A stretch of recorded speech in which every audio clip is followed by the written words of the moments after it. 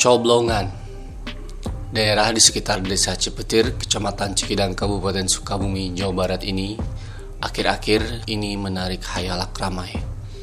Karena tercatat sudah beberapa kali di daerah tersebut terjadi peristiwa pohon tumbang yang menimpa pengguna jalan di jalur lintasan alternatif Cibadak Pelabuhan Ratu yang menyebabkan korban meninggal dunia. Selain korban meninggal dunia, ada beberapa korban juga yang terluka akibat tumbangnya pohon tersebut.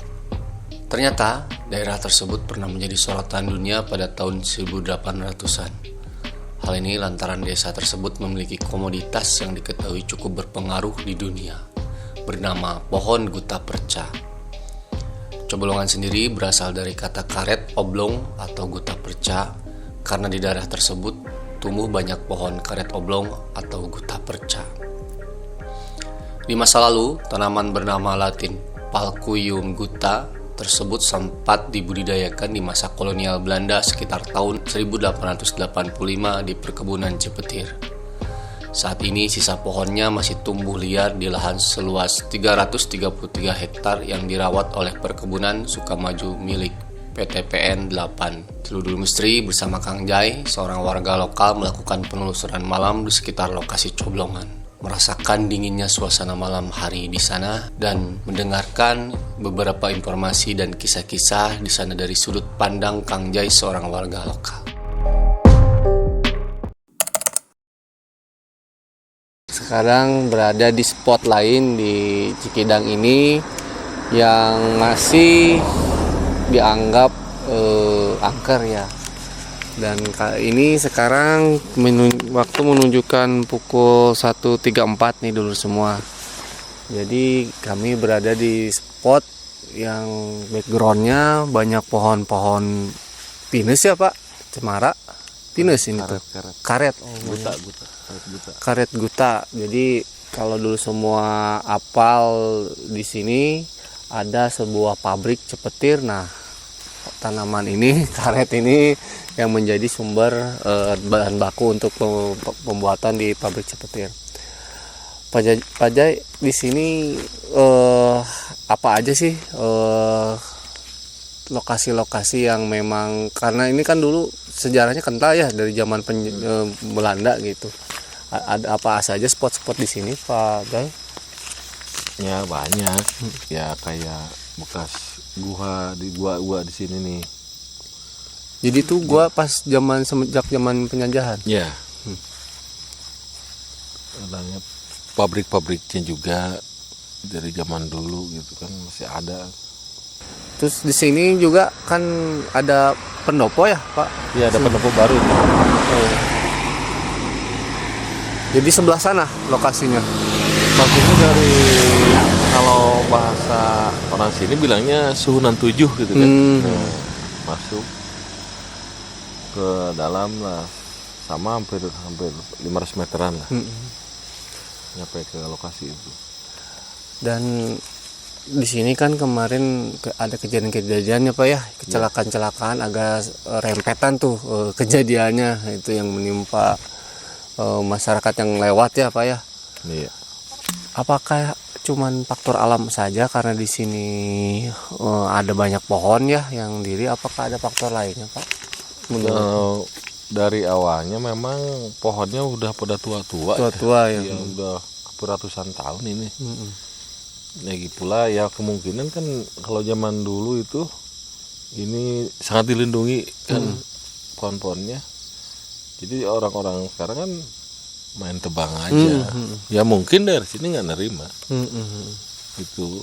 Jadi ada faktor X-nya juga ya. Karena jadi sebelum-sebelumnya sering ada penebangan. Ada penebangan liar itu kan dulu kan penuh banget itu kan. Ya seperti ini udah ada agak caranya. Udah ada ini ya jaraknya ya. Padahal kalau dulu rapat banget ya Pak ya. Rapat banget. Vegetasinya ya. Waktu saya kecil ini masih padat lah. Masih padat. Nah kondisi sekarang Pak, dengan sekarang yang agak ramai ya, banyak sekarang warung-warung gitu. Iya. Apakah ada hal-hal lain Pak yang memang menjadi semakin membuat daerah sini kesannya seram gitu? Ya kalau seramnya kan ini posisinya sangat gelap ya kalau di sini. Lagian jauh ke pemukiman. Nggak ada penerangan ya. Penerangan jalannya nggak ada. Ya namanya pohon-pohon ya pasti kesannya semakin ini ya. Bapak sendiri kan pulang dari sini tengah malam ya, kadang jam 2 pagi gitu. Pernah ngalamin sesuatu Pak ketika ngelewat sini? Sering. Kadang-kadang mendadak mati motor baru mati gitu kan. Kok aneh kata saya gitu kan. Tapi nyala tapi nggak bisa hidup. Klakson dibunyiin, dihidupin lagi ya hidup lagi. Oh, jadi ada ritual yang tadi Pak? Hal seperti itu sering kejadian seperti itu. Jadi maksudnya harus ada ya mungkin maksudnya kayak yang nggak harus dilakukan tapi ketika dilakukan kejadian gitu Pak. Jadi sebelum melewat sini harus ada ritual klakson dulu ya Pak ya? Kasih klakson lah apalah gitu. Ya mungkin saya juga waktu itu lupa kan, tapi sering kayaknya gitu seperti itu. Saya nggak tahu ada apa-apa sih ya, juga nggak tahu. Ya mungkin motornya terlalu panas bagaimana. Tapi yang saya herankan motornya baru. Tapi kan Bapak kan di sini dari kecil ya Pak ya, wilayah di sini. Apakah memang dari dulu ada cerita-cerita khusus ke sekitar wilayah Oblongan ini Pak ya, daerahnya Pak ya? Ya banyak kalau dengar ada cerita. Kayak dulu kan bikin pabrik aja, kayak apa buat penggilingannya aja nggak pakai mobil, langsung didorong apa namanya, pakai tangan-tangan pekerja. Saking capeknya mungkin dari daerah Cibadak nyampe sini kan sangat jauh banget kan. Dulu. Kayak penggilingannya kayak yang namanya sironggeng, ya mungkin dulu supaya nggak capek orang pakai tabuhan apalah gitu, pakai musik lah kalau zaman sekarang kan. Namanya makanya disebutnya sironggeng tuh yang di bawah di pabrik. Dulu jalan bukan begini kayaknya masih itu. Mungkin juga dari sana kecapean kan orang-orang Belanda kan nggak setuju misalnya cepat, mungkin ya digimanain gitu kan. Itu jadi memang dari zaman istilahnya zaman Belanda sampai zaman sekarang memang cerita-cerita itu sudah ini ya Pak ya, familiar ya di sekitar masyarakat sekitar ya Pak ya. Cuman memang uniknya gitu dulu semua ya, tadi ada kejadian motor baru ya. Terus jadi tadi waktu itu juga sering kejadiannya yang ketiban pohon itu tuh kan jaraknya tidak lama ya Pak ya. Dari kejadian satu ke satu. Apakah ada waktu-waktu yang bulan tersebut sering kecelakaan? Apakah memang kecelakaan pada waktu kapan saja Pak di sini? Enggak juga sih, cuman itu mungkin secara kebetulan aja ya, faktor alam, faktor mungkin ini memang sudah tua. Kalau terlalu jauh dibilangin kan orang segan lewat sini. Masa iya cuma setiap lewat itu pohon tumbang gitu kan nggak enak juga dibilang. Jadi memang lagi ya pohonnya udah tua lah. Cuman kalau ini ke belakang tuh ada pemukimannya, jaraknya berapa jauh Pak sampai ke pemukiman warga? Jauh juga sebenarnya dari sini, tapi nggak begitu jauh, tapi bisa disebut jauh. Misalnya kalau kayak di sini kan pakai motor menjauh juga. 1 kilo mah ada. 1 kilo. Kalau ini kan istilahnya sampai sana ini masih perkebunan kayak gini ya? Ya semua perkebunan. Milik PTP semuanya. Kalau yang belum dirubah jadi sawit, berarti daerah ini aja Pak ya? Ini sebagian, yang lainnya udah pada sawit. Oh berarti belakangnya itu sawit Pak ya? Ada sawitnya belakang sawit. Dulu mah kan pohon guta semua. Guta semua ya. Kalau yang guta berarti hanya daerah sini banyaknya? Ini aja lokasi ini aja. Semua guta nih.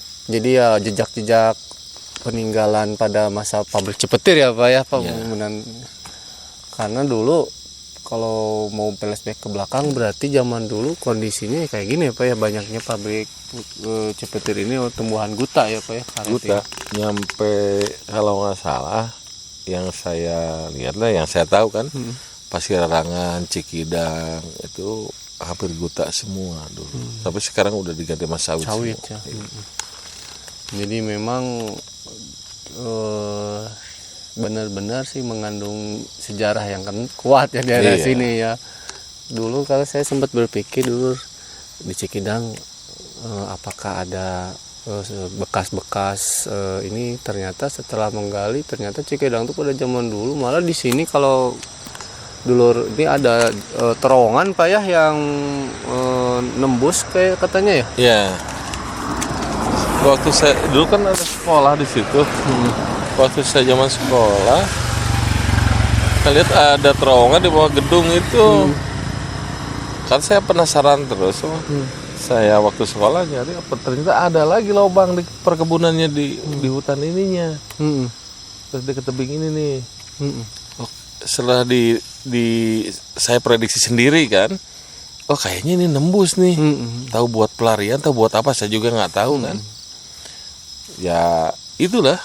Tapi kondisi sekarang terowongan itu udah ketutup. Udah nggak tutup, udah ketutup sama akar sama ininya juga, sama tanah kan. Akarnya udah pada gede-gede, udah pada tua-tua gini. Tapi ya dulu semua ya sebagai saran ke depannya kalau lebih baik lagi ada penerangan Pak ya, lebih baik lagi di sini. Maksudnya penerangan biar nggak terkesan seremnya gitu. Dan di sini ya kalau kelihatannya ada penerangan, warung-warung kan sudah berdiri, dan dari sini kan sebenarnya daerah jalur menuju Pelabuhan Ratu ya Pak ya. Kalau weekend itu sebenarnya mah rame gitu kalau ke sini gitu.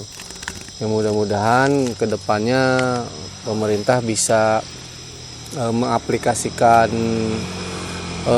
buat pariwisata juga ya Pak ya, keamanan juga, jalan infrastruktur bagus, udah bagus jalan, sekarang tinggal penerangan sehingga jalan alternatif Cikidang ini lebih ramai lagi dilewati oleh para wisatawan semua ya.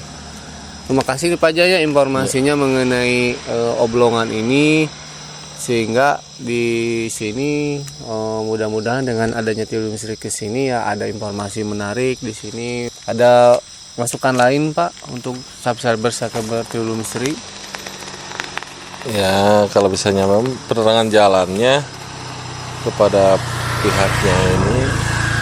Yang kedua ya kita saling melindungi aja. Di dunia ini kan, seluruh dunia ini cuma ada yang saya tahu cuma beberapa negara lah yang punya pohon kayak begini. Dilindungi aja buat semua gitu kan. Mungkin buat anak cucu kita kan yang pada belum tahu pohon kuta itu kayak gimana. Benar, saya juga sendiri tadi kan nyangkanya pinus sekarang. Ternyata guta ini ya Pak ya. Dilestarikanlah yang ada mah. Jangan sampai pada ditebang-tebang, dihabisin gitu. Betul. Karena ini sebenarnya saksi sejarah ya Pak ya, daerah sini dengan adanya pabrik cepetir zaman kolonial Belanda, sehingga nama Cipetir ini menjadi ramai di seluruh dunia gara-gara tadi karet yang tenggelam di samudra ya, samudra Atlantik keluar. Inilah lokasinya di sini dulu semua, dan seperti tidak ada sejarah, ternyata di balik ini semua kalau kita flashback tahun-tahun di zaman penjajahan, daerah ini sebenarnya sudah ramai duluan ya Pak ya. Ya mudah-mudahan informasi itu kita bisa teruskan ke generasi selanjutnya ya Pak ya, sehingga tidak padam obor lah bahasa Sundanya Pak ya, tidak padam cerita gitu. Terima kasih dulu semua, terima kasih juga Pak Jai. Nah, mudah-mudahan dulu semua bisa terus mengikuti channel Tilulung Misteri. Jangan lupa like, comment, dan subscribe Tilulung Misteri sehingga Tilulung Misteri bisa berkembang lagi. Akhir kata saya Supyan Sari Rajai, mohon pamit undur diri. Wabillahi taufiq wal hidayah. Wassalamualaikum warahmatullahi wabarakatuh.